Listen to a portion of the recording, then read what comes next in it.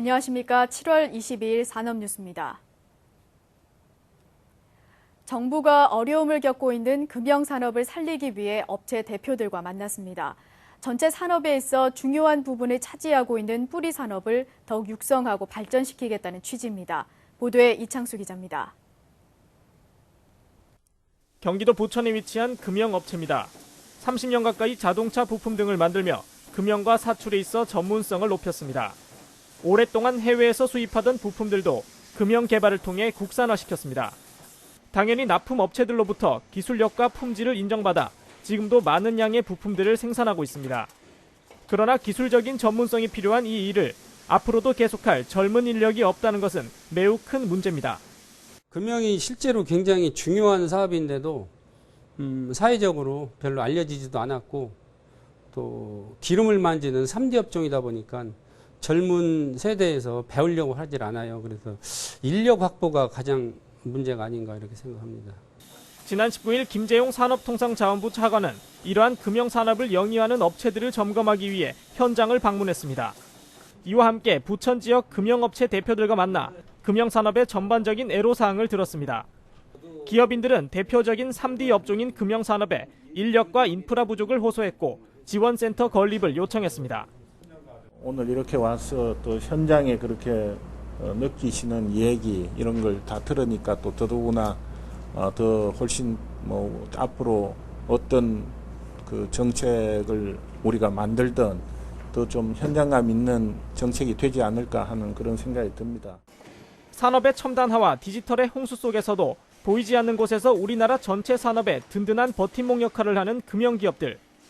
공산품의 80% 생산을 책임지는 중요한 뿌리 산업인 만큼 앞으로 이를 더욱 육성하고 전문 인력을 키워내야 하는 필요성이 절실해졌습니다. 산업뉴스 이창수입니다.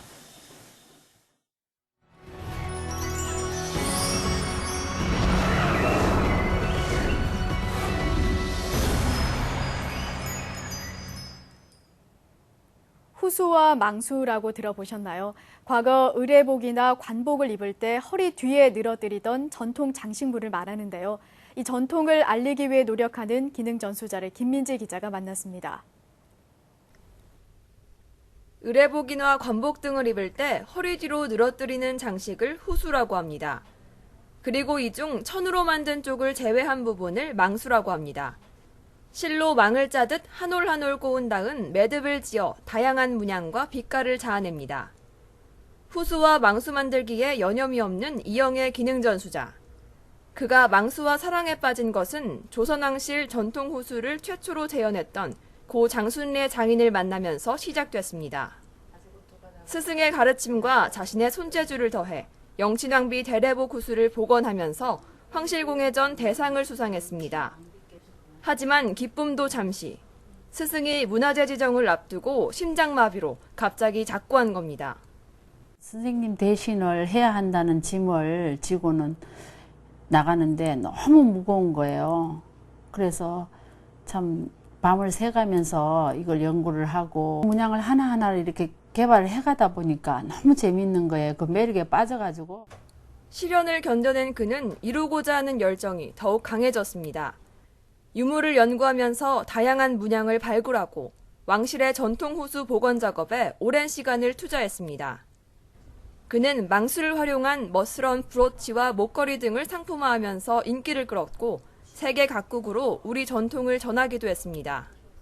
복원하고 하는데 힘써서 더 많은 사람들한테 망수가 후수가 뭐라는 걸 알리고 싶고요. 책을 만들고 싶은 이 꿈이 꼭 이루어져서 많은 사람들에게 후수라는 걸 가볍게 쉽게 받아들일 수 있게 널리 알리고 싶습니다. 운명처럼 만난 망수와의 인연. 그는 오늘도 한올의 실에 자신의 마음을 담아가고 있습니다. 산업뉴스 김민지입니다.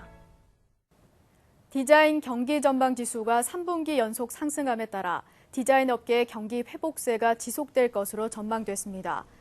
한국디자인진흥원이 조사한 디자인 산업 경기조사에 따르면 전문 디자인업의 올 3분기 경기 전방 지수는 103.9를 기록하며 지난 2분기보다 0.2포인트 상승했습니다. 2분기 경기 실적 지수 역시 전분기보다 14.8포인트 오른 74.2로 지난 2010년 4분기 이후 가장 높은 상승률을 보였습니다. 업종과 경영 부문별로 분석한 결과에서도 제품 디자인 업종과 자금 사정 등의 경영 부문 전반이 호전될 것으로 예상됐습니다. 산업통상자원부는 6월 전력 판매량이 전년 동월 대비 2.1% 증가했다고 발표했습니다. 증가 요인은 기온 상승에 따른 냉방 수요 증가와 반도체, 석유화학 등 전력 다소비 업종의 수출 증가 등으로 나타났습니다.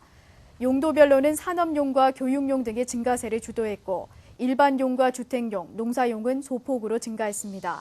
한편 상반기 전력 판매량은 2,388.6억 킬로와트로 전년 동기 대비 1.1% 증가했지만 증가세는 둔화된 것으로 나타났습니다. 증가세 둔화는 글로벌 경기 침체와 동하절기 절전 시책, 전기요금 조정 효과 등이 작용한 것으로 분석됩니다. 계속해서 주요 산업단신입니다. 에너지 관리 시스템 관련 특허 출원이 2009년 이후 168건이 출원돼 이전보다 10배 이상 증가했습니다. 에너지관리공단은 에너지 관리 시스템을 설치한 건물이 그렇지 않은 건물에 비해 에너지 소비량과 비용이 40% 절감됐다고 말했습니다. 원자력 안전위원회는 오는 26일까지 하절기 원전 안전점검을 실시합니다. 점검팀은 자연재해에 의한 원전의 사고나 고장을 예방하기 위해 원전의 5개 전기 개폐소 등을 점검합니다.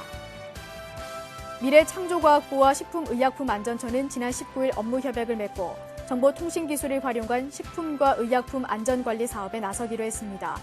이에 따라 식품 안전 관련 정보를 통합 연계한 정보망 구축 등을 위해 협력한다고 밝혔습니다. 중소기업 중앙회는 지난 19일 FTA 등에 활용하는 데 겪는 어려움을 해결하기 위한 간담회를 개최했습니다. 행사에 참석한 중소기업계는 한미 FTA 사후 검증 대비 지원과 원산지 관리 시스템 개선 등을 요구했습니다. 우리나라 주력 부품의 상당수가 금형기술로 제조되기 때문에 이 기술은 핵심 기술이라 할 수 있습니다. 그런 만큼 정부와 기업이 힘을 합쳐 어려움을 헤쳐나가야 할 것입니다. 이상으로 산업뉴스 마칩니다. 고맙습니다.